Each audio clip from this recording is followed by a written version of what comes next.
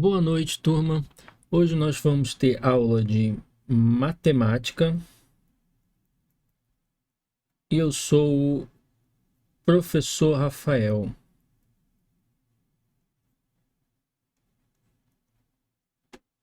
ok? Então, aula de matemática com o professor Rafael. Antes de falar o que a gente vai estudar hoje, eu queria que vocês tentassem relembrar do que vocês já estudaram a partir da atividade que eu vou passar com vocês, ok? Então, eu vou colocar aqui uma atividade bem simples, bem legal, de algo que vocês estão acostumados a mexer, que são lâmpadas e interruptores. Consegue perceber aqui?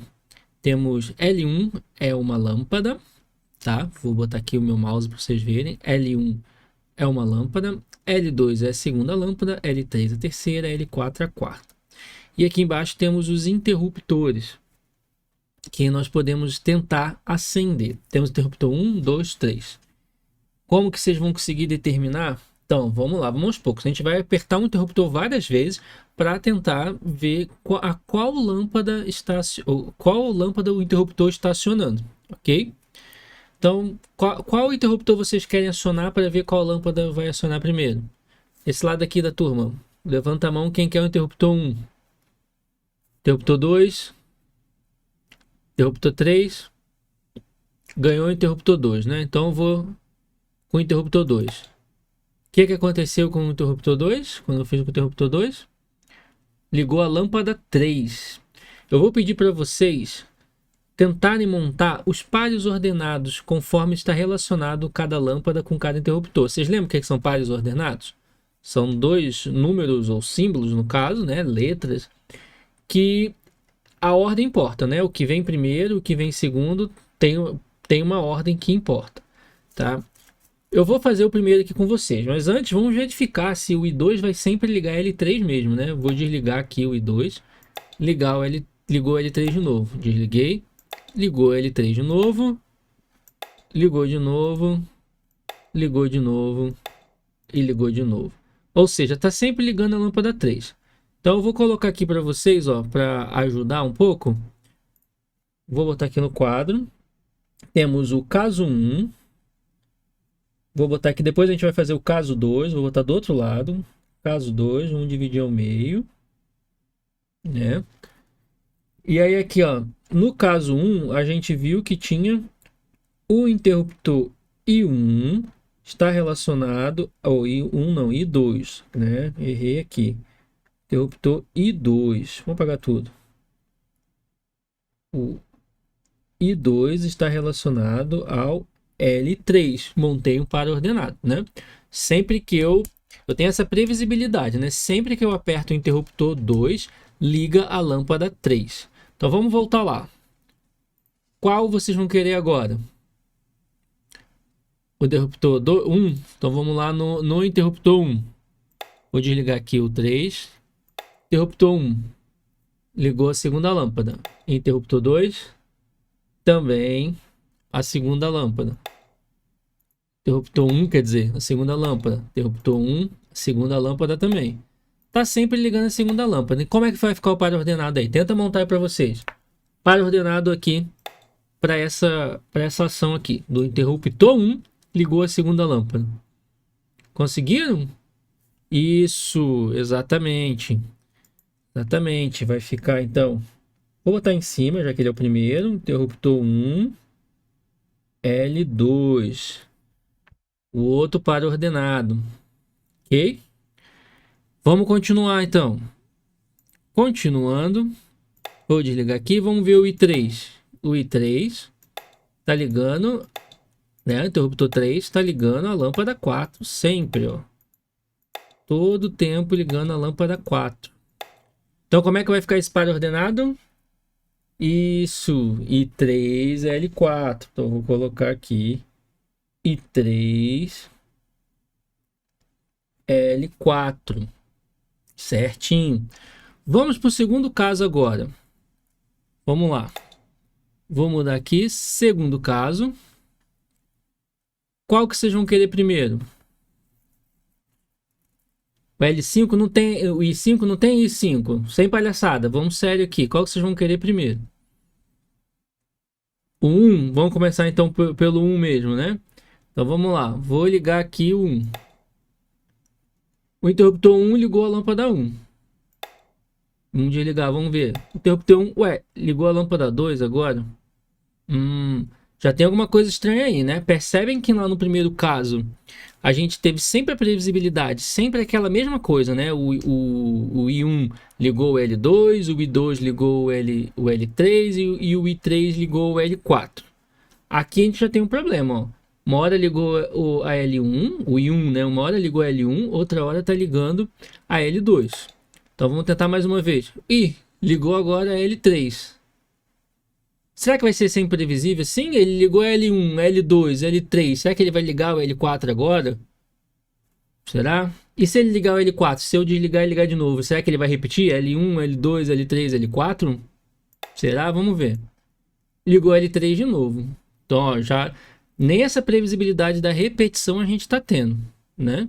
Seguir a mesma ordem sempre. Desligar de novo. Agora ele ligou o 4. Desligando, ligando, ligou o 1 de novo. Ligou o 4 de novo. Ligou o 4 de novo. Ligou o 2 agora. Ligou o 4 mais uma vez. Ligou o 2 mais uma vez. Ligou o 3 mais uma vez também. Percebe que a gente não consegue saber, quando a gente aciona o primeiro interruptor, a gente não consegue saber qual é o que está relacionado. Mas a gente pode montar o par ordenado, porque tem 4 eventos aí, né? Tem o momento que liga L1, o momento que liga L2, o momento que liga L3 e o momento que liga L4. Como é que ficariam os 4 pares ordenados? Vamos lá, gente. Como é que vai ficar? Vamos lá, 10 segundinhos para vocês fazerem aí. É bem rápido, sem enrolar. Vamos. Silêncio, gente. Atenção na atividade. Isso. Isso. Vou fazer aqui com vocês. Vou botar o meu quadro aqui na tela para vocês verem. Vou tirar a lâmpada. Então, caso 2 ficou aqui. O I1 acendeu a L1, mas ele também acendeu. O I1 também acendeu a L2. O I1 também acendeu. Vou pegar um pouquinho mais para cá. Tá muito lá no canto. Vamos apagar tudo. Vamos apagar tudo. Vamos lá. Caso 2. Então, I1, L1. O I1 também acendeu o L2.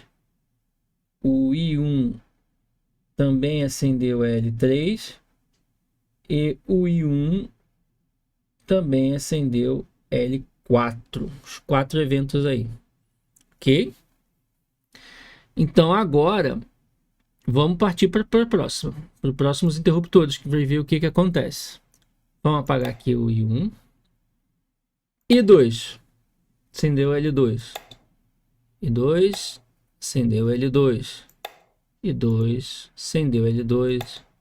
I2 acendeu L2. Então tem uma previsibilidade aqui, correto? Então sempre vai relacionar quem? O I1 vai estar o par ordenado do I1, vai ser I1 e L2. Então, I1 não, I2, né? Ó, me corrijam, né? O professor falou errado. O I2 que está ligando o L2. Vamos lá. Agora vamos para o I3. O I3 está acionando quem? O L3. Sempre a gente liga e desliga e ele aciona o L3. Então, o I3, o interruptor número 3, acende a lâmpada número 3. E o último caso ali, se não tiver repetição também, né? O interruptor de número 4. Interruptor de número 4 acende sempre a lâmpada 4. Então, o I4 vai ficar com o L4. O I4 vai ficar com L4. Vamos tirar um pouquinho o jogo aqui das lâmpadas da tela. Ok, tá vendo? Abaixando ali a cabeça. Estão todos os pares ordenados. Agora pensem, de tudo que vocês já estudaram no passado, qual conceito matemático está associado a esses eventos? Qual conceito vocês conseguem relacionar? Qual é o outro conceito que tem a ideia de previsibilidade, que usa pares ordenados? Ninguém sabe? Ninguém consegue me dizer qual que é? Ah, ali o Joãozinho falou, né? Função, isso, gente. Conceito de função que está envolvido aqui. Agora eu quero ver quem vai conseguir me dizer em qual dos dois casos, caso 1 ou caso 2, a gente consegue associar o conceito de função. No caso que sempre teve a previsibilidade, né? No caso 1, esse foi o caso 1. Lembra lá que a gente tinha no caso 1, vamos voltar lá no caso 1. Voltando aqui as lâmpadas. Caso 1. Opa, não saiu as lâmpadas aqui. A lâmpada, caso 1. A gente sempre tem o acionamento. A gente sempre sabe, antes da gente apertar, depois que a gente faz o experimento, a gente mapeou, catalogou tudo. Antes de apertar agora, depois que a gente fez o experimento, a gente sempre vai saber qual lâmpada vai acender se você me disser qual interruptor vai apertar. Então, nesse caso, sim, vai configurar uma função. No segundo caso, já não. Porque no segundo caso, a gente tem o problema aqui do interruptor 1. Que o interruptor 1, cada hora, acende uma lâmpada diferente. A gente não consegue determinar. Depois de fazer inúmeras vezes esse experimento, a gente sabe que ele vai se relacionar com L1, com L2, com L3 ou com L4, mas a gente não sabe qual. Não tem como a gente dizer, ah, você vai apertar agora o I1 e vai acender L3. Ó, acendeu L2. Se tivesse acendido L3, seria apenas coincidência, tá? Então eu não tenho como determinar. Então, se eu pegar esses interruptores, querer ver se está formando uma função, né? Se as lâmpadas estão em função desses interruptores, não tem como fazer isso. Já no caso 1, no primeiro caso, a gente tem como fazer, tá? Vou desenhar aqui para vocês, para ver se fica um pouquinho mais claro, o diagrama de flechas. Possivelmente foi o jeito que vocês viram quando estudaram função lá no ensino fundamental. Então, vou pegar aqui, vou tirar aqui a lâmpada daqui. E vou fazer o diagrama. Vou colocar aqui conjunto aqui dos interruptores. No primeiro caso, quem a gente tinha? Só no conjunto dos interruptores, só o I1, I2 e 3. Então vai ficar I1, I2 e I3. Vou colocar aqui os pontos que representam eles.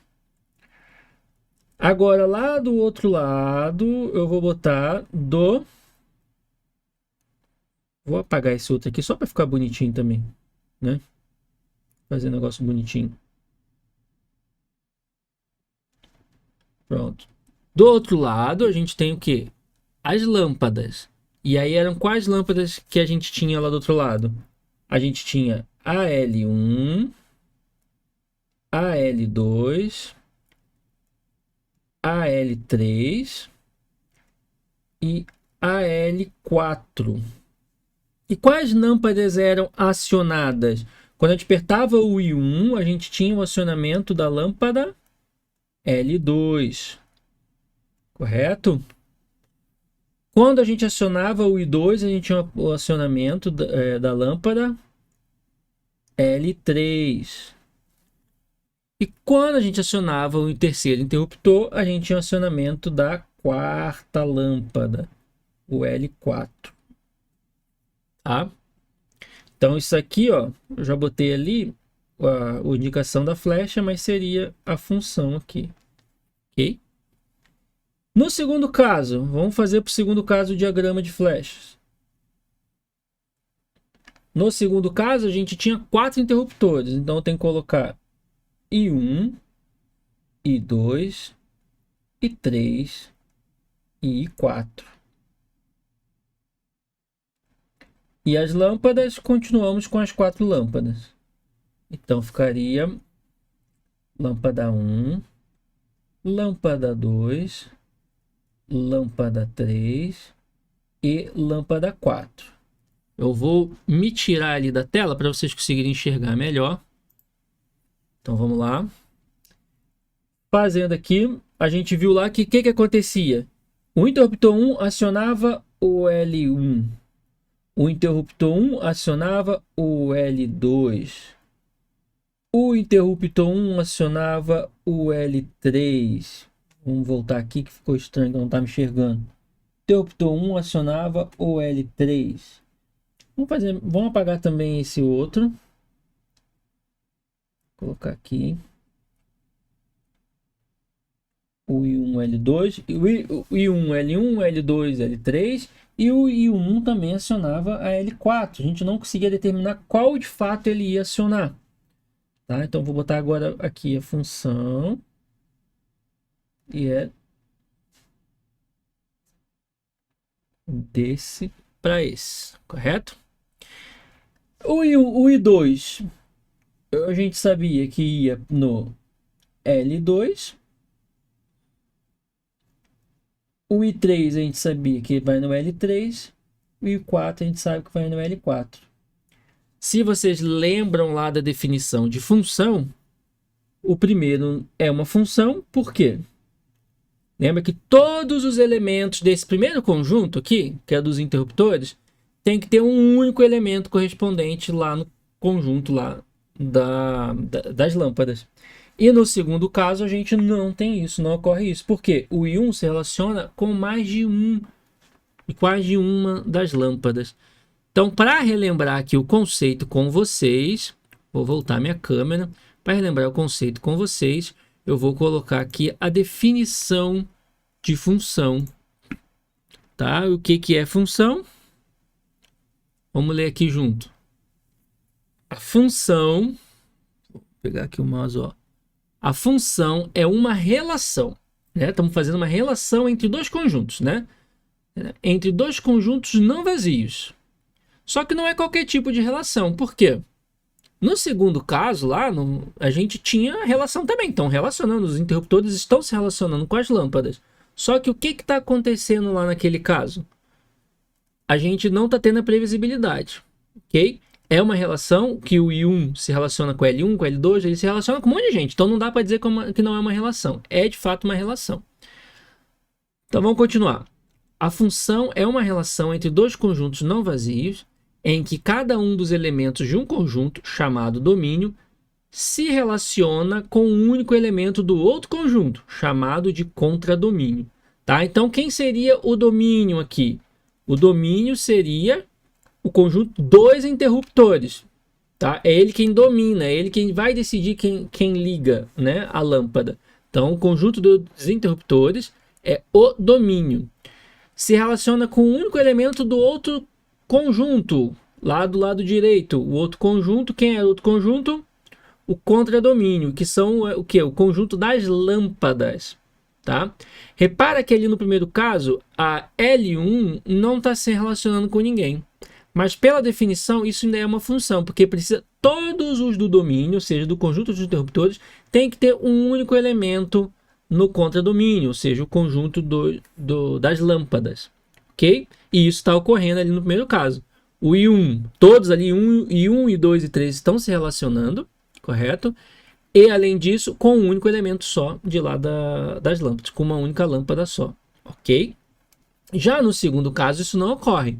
A gente tem um I1 se relacionando com vários outros, ok? Então, e essa relação, ela vai ser determinada por uma lei de formação. Aqui a gente fez direto, mas a gente vai ter uma forma, né? Que nem eu falei para vocês, a gente faz o experimento, a gente cria uma lei de formação para a função, que depois que a gente sempre jogar os valores ali, vai obter sempre o mesmo resultado. A gente já tem essa previsibilidade. E a gente já vai ver melhor sobre a lei de formação.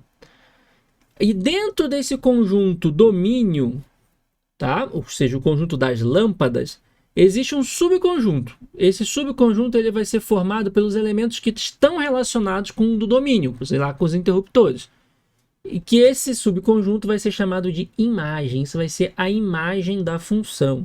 Né? No caso aqui, no primeiro caso, que é uma função, né? O segundo aqui eu botei o f, mas ele não forma uma função. correto? A gente queria fazer uma função, mas a gente não conseguiu. Aqui no F, no que a gente forma no primeiro caso, quem é que vai ser a imagem? O contradomínio vai ser quem? L1, L2, L3, L4. Vão ser todos os elementos ali que estão no conjunto. E a imagem dessa função, ou seja, quem de fato vai ser acionado no conjunto contradomínio? Aí a gente tem aqui o L2, o L3 e o L4, tá? Então vamos colocar aqui embaixo para ficar claro. Domínio da nossa função vão ser os elementos I1, I2 e I3. O contradomínio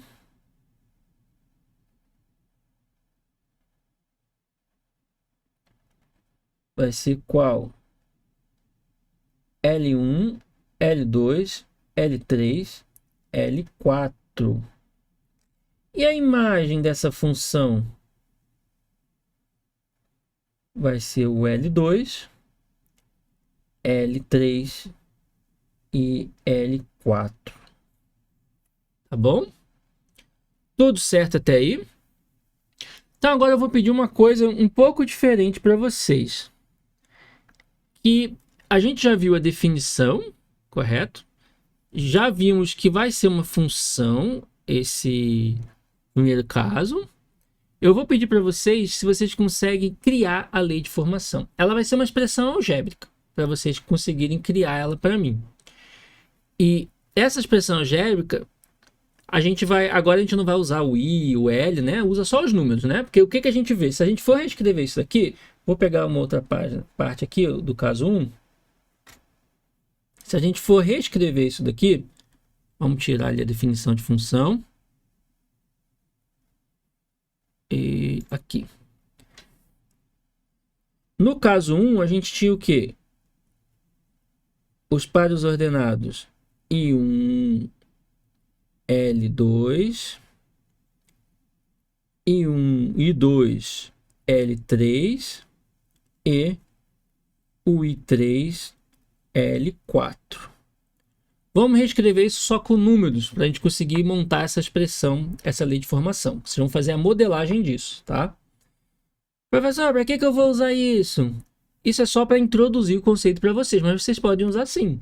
Hoje em dia, com casa conectada, com internet das coisas, né? Conseguir Alexa, tem programinhas que você consegue fazer uma pequena programação e aí você poderia determinar esse acionamento através de uma lei de formação, tá?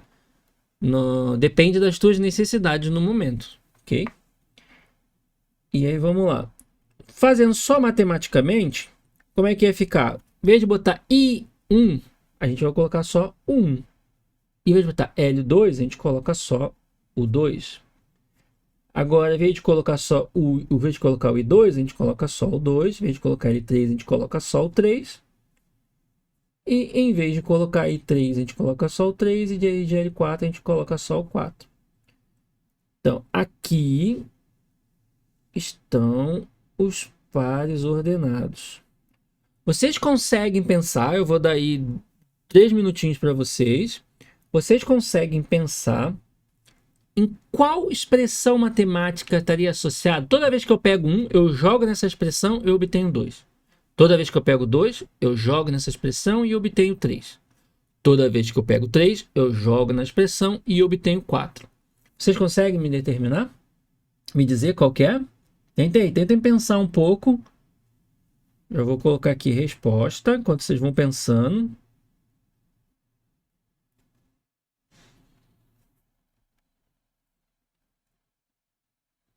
Alguém conseguiu? Não conseguiram? Essa tá fácil, gente. Né? Ó, vou botar aqui, ó, criar uma modelagem. Monte uma expressão algébrica para os pares ordenados. Bom, o tempo que eu escrevi aqui, acho que todo mundo já deu tempo de todo mundo fazer, né? Não conseguiram fazer. Então vamos lá. Repara que quando eu pego 1, dá 2. O que que eu faço? O que que eu posso fazer se eu tenho o número 1 para dar 2? Somar 1, né? Se eu tenho 1, somo mais 1, dá 2. Ok?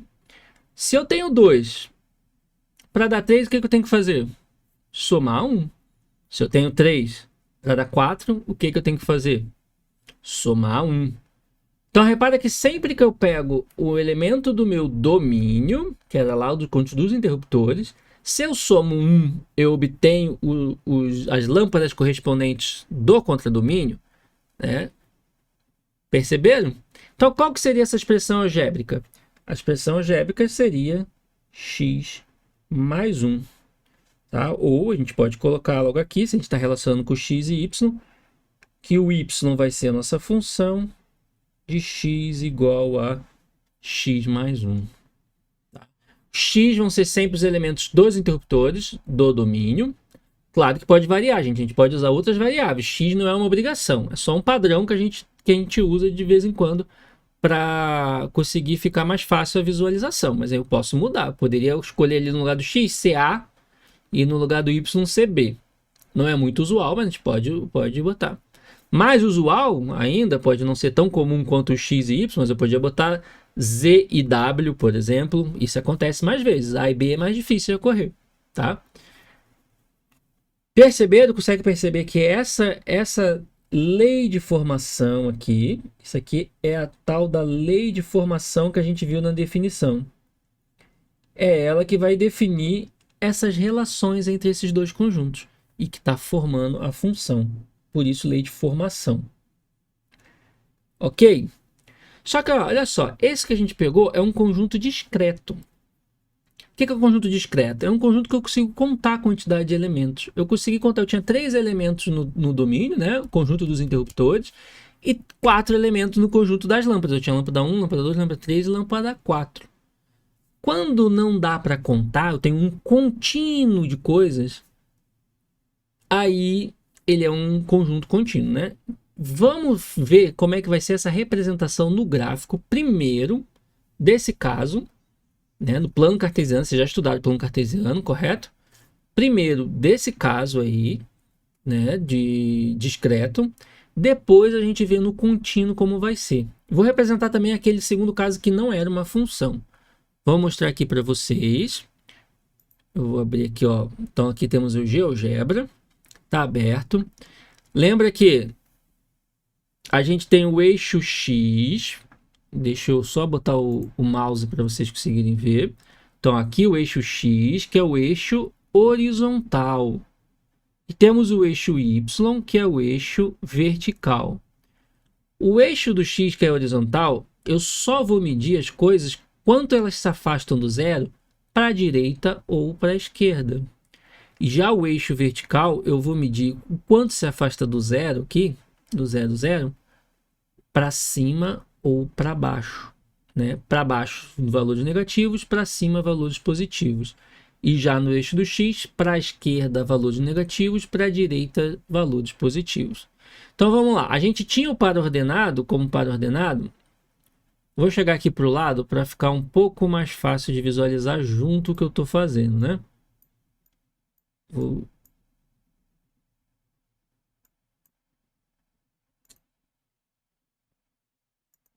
Deixa eu ver.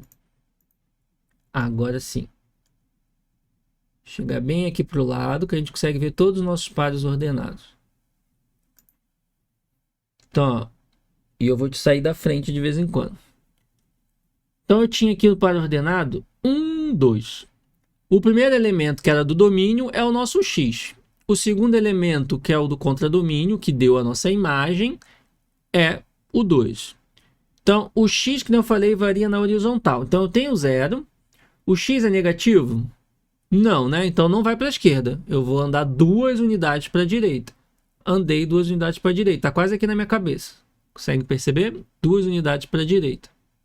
Opa, eu estou no X é 1, né? Eu ando 1 unidade para a direita. Andei aqui. Já cheguei no valor do X, eu não posso mais mexer nem para a direita nem para a esquerda. Eu tenho que determinar agora a minha altura, se eu tenho que ir para cima ou para baixo. Mas aqui já me afastei o quanto tinha que me afastar na horizontal. E aí diz que é 2. 2 não é negativo, então é para cima. Então eu vou 2 unidades para cima. Cheguei nesse ponto A.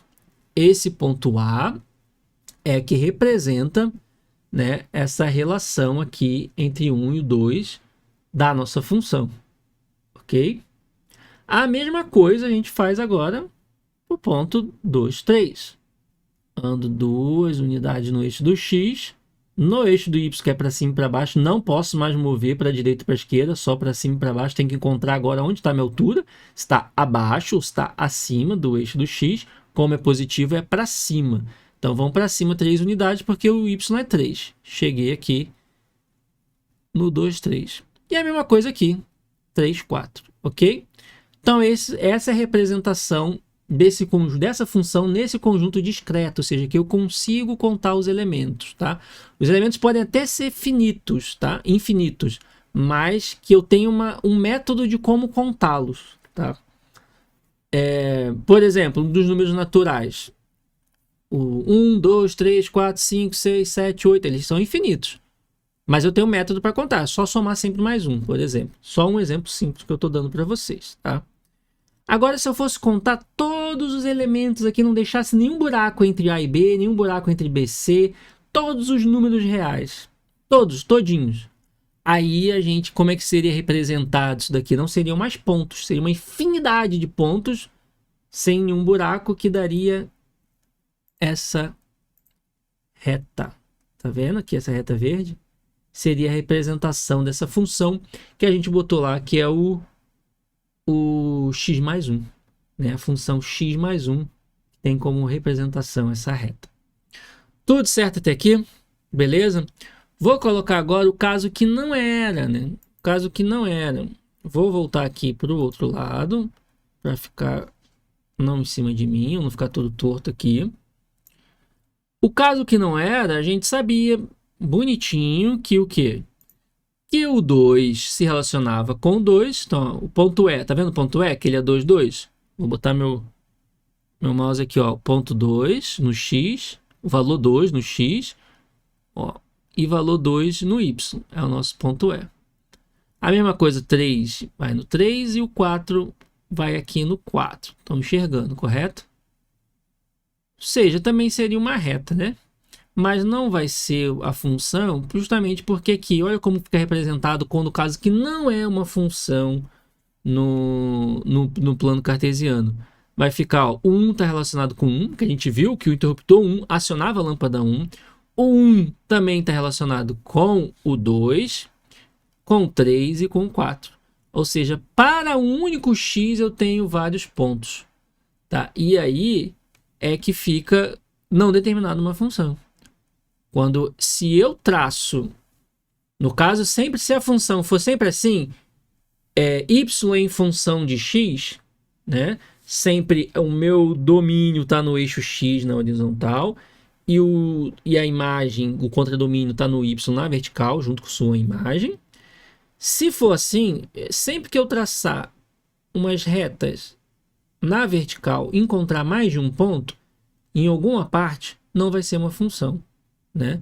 Se eu traço aqui, se eu tivesse o desenho todo aqui e traço aqui, ó, uma reta vertical passando pelo 1, ela está pegando mais de um ponto. Então não vai ser uma função. Tudo certo? Uma outra ideia que eu queria passar aqui para vocês é o de variável dependente e variável independente. Então, o que é variável? Ali, na nossa lei de formação, o nosso x é uma variável. E o nosso y também é uma variável. Por quê? Ela não tem valor fixo. Cada momento ela assume um valor diferente. Né? Quando eu pego o interruptor 1, ela vale 1. Quando eu pego o interruptor 2, ela vale 2. Quando eu pego o interruptor 3, ela vale 3. A mesma coisa, quando eu pego o interruptor 1, ela vale 1, o y vai valer 2. Tá? E quando eu pego o interruptor 2, o y vai valer 3. Quando eu pego o interruptor 3, o y vai valer 4. Vendo que o valor de x e y mudam conforme o momento? Então, isso que é a ideia de variável. E aí, Percebam que as lâmpadas dependem do interruptor. A gente não pode escolher livremente os interruptores? Podemos. A hora que a gente quiser, vocês foram falando ali para escolher o interruptor, eu fui acionando o que vocês escolheram, depois eu comecei a seguir uma ordem, viram que elas eram independentes? Então, sempre no domínio, como a gente pode escolher livremente, a gente diz que a variável que vai pegar os elementos do domínio, no caso aqui o x, é a variável independente, é a variável livre, de livre escolha. Agora, a variável y, que estava lá no nosso contradomínio, a gente não escolhe livremente. Eu dependo de saber o valor que eu peguei no domínio para obter lá no contradomínio. Então, ela vai ser variável dependente. É por isso que a gente sempre diz y em função de x, quando é a função y de f de x. O y está em função do que acontece com o x. No caso, as lâmpadas estão em função do que acontece com os interruptores. Beleza? Beleza o conceito? Então, copia aí. Né? Tudo isso que eu falei. Posso ditar? Variável livre é a variável que pode ser escolhida livremente, de forma que a gente quiser. A variável dependente depende da variável livre escolhida. Tá? Tudo certo até aí? Então agora, já que a gente viu que para a gente ter um conceito, para a gente usar o conceito de função no nosso dia a dia, a gente precisa de existir o quê? Previsibilidade. Ou seja, saber o que a gente vai fazer vai sempre ocorrer depois. Tá? A gente mapeia isso que sempre ocorreu. Existem vários outros casos que a gente precisa de saber o que vai ocorrer exatamente. Por exemplo, hoje em dia vocês estão muito em questão de empreendedorismo. O conceito de função pode ajudar vocês no empreendedorismo também, tá? Porque se a gente quer determinar, por exemplo, você quer vender camiseta e você quer determinar o seu custo. Para você vender, você tem que saber. E não pode ser algo que não tenha previsibilidade, senão você vai acabar falindo, né? Você tem que ter uma modelagem do seu dia a dia, dali da sua venda de camiseta, em que você vai poder, de acordo com as camisetas produzidas, tá? O quanto você vai ter de custo. Se você, vamos botar, chuta lá, 10 camisetas, eu tenho, sei lá, R$100 de custo. Aí depois, outra vez, num período curto, né? A gente sabe que na realidade as coisas podem variar sim, mas geralmente é num período mais longo, né? Numa economia mais estável não vai ter tanto esse problema. Mas de repente, sei lá, você produziu 10 camisas hoje, teve custo de R$100. Amanhã você tem um custo de R$200. Amanhã essas mesmas 10 camisas você vai ter um custo de R$5. Então você não tem previsibilidade. Então fica difícil de você montar uma função e provavelmente você vai ter muitos problemas, vai acabar falindo. Você precisa de estabelecer uma função para ter uma previsibilidade e conseguir se organizar para não falir o seu pequeno negocinho aí de produção de camisetas, tá? Então, por isso, a função custo de produção, ou seja, o custo de produção vai ser uma função porque você quer previsibilidade, ok? Então, eu vou passar um problema para vocês tentarem modelar, encontrar a função que vai dar previsibilidade de acordo com alguns parâmetros aqui, alguns critérios. Eu vou botar aqui na tela para vocês. Vou aumentar que está um pouco difícil. Ó, custo de produção de produtos. Tá aqui em cima. Deixa eu já ajeito aqui para vocês. Plano de aula.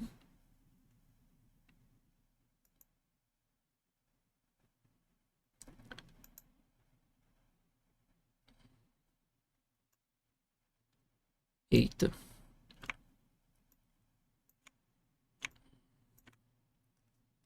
Tá acontecendo.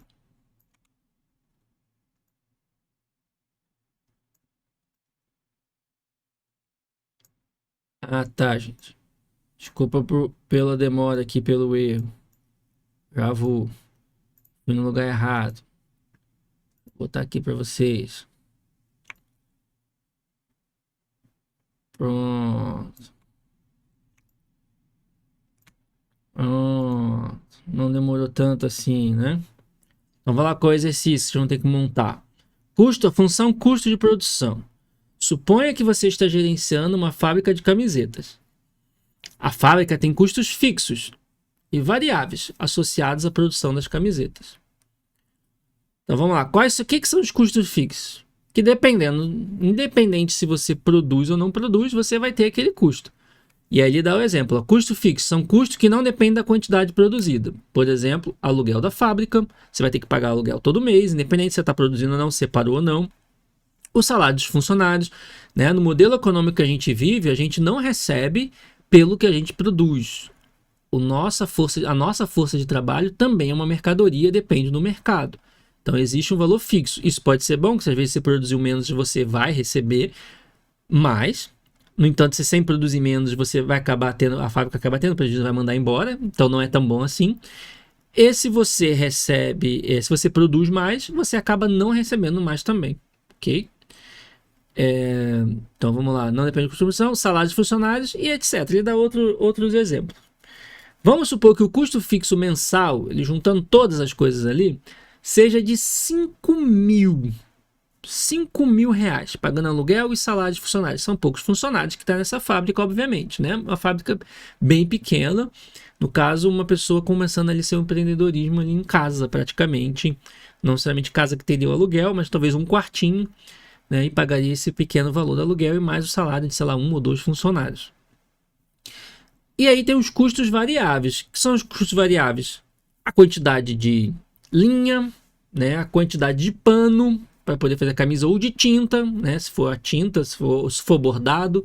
Essas quantidades vão depender da quantidade que você produz. Se você produz mais camisa, uma quantidade maior você vai ter que gastar desses materiais. Se menos camisas, você vai gastar menos desses materiais. Então, custos variáveis são custos que aumentam com a quantidade produzida. Por exemplo, o custo de materiais e energia para produzir cada camiseta. Vamos supor que o custo variável por camiseta é de R$ 15.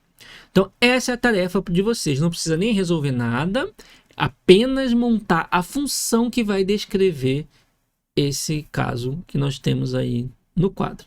Então, vou dar aí para vocês 3 minutinhos para vocês conseguirem fazer e depois eu faço com vocês.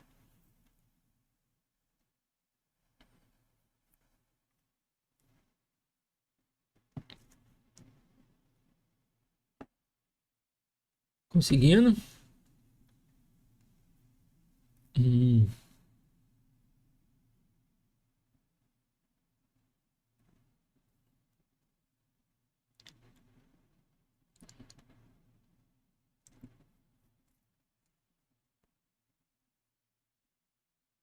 Estão conseguindo fazer, gente? Vou beber uma água enquanto vocês tentam.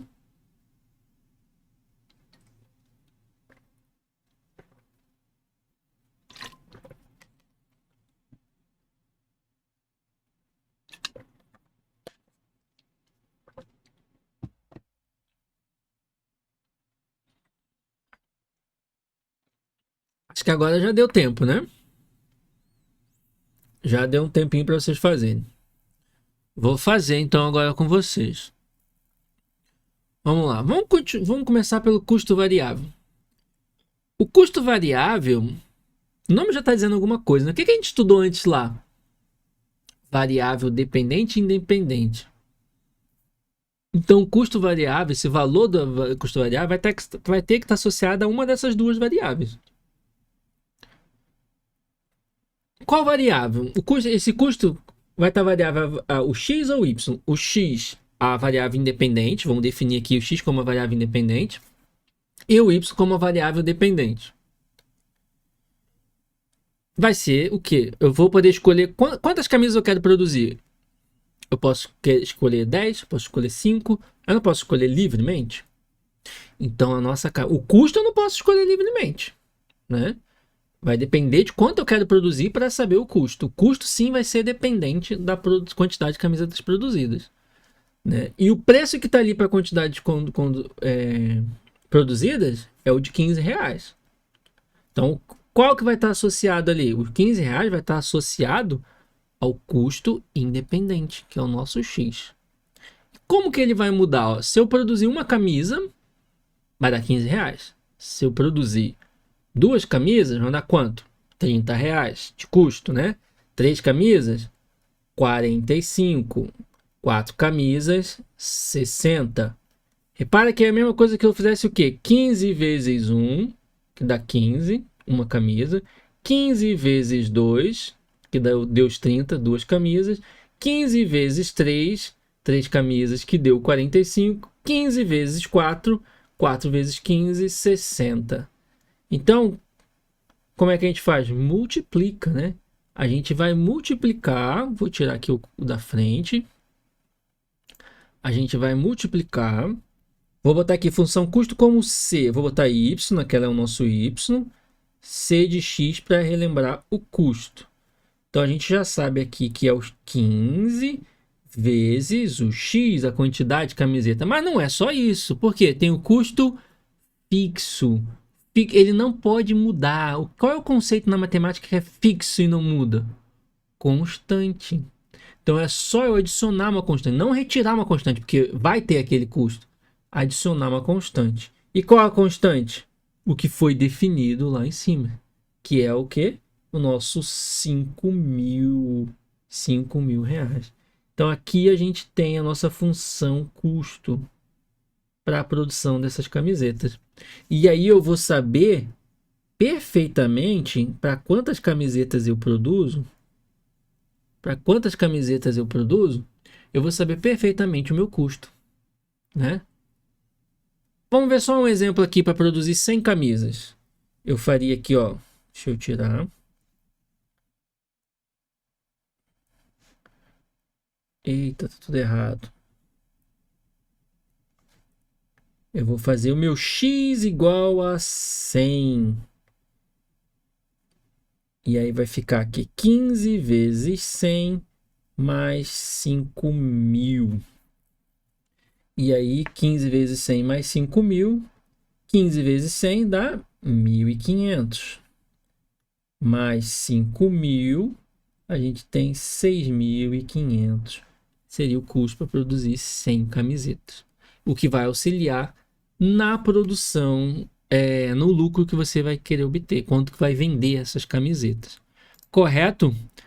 Alguma dúvida, pessoal? Eu só queria mostrar aqui para vocês, aqui no jogo da lâmpada, se vocês quiserem tentar brincar, tentar ver o terceiro e quarto exemplo que eu não passei aqui para vocês, vocês podem vir aqui, ó, escaneiem agora aí esse QR Code, podem escanear com o celular de vocês, que vai abrir naquela página. E aí vocês não precisam agora, a aula está terminando, vocês vão ter a aula do outro professor. Em casa, no recreio, vocês podem brincar um pouco ali com essas lâmpadas e verificar se os outros casos vão ser funções. De repente até passar com o trabalho de casa, né? Vocês me dizem qual é se é uma função, se forma função no terceiro e quarto caso, montar os pares ordenados, montar o diagrama de flecha e dar a modelagem, né? A expressão algébrica que poderia definir isso tudo aí. Beleza, pessoal? Então, até a próxima aula.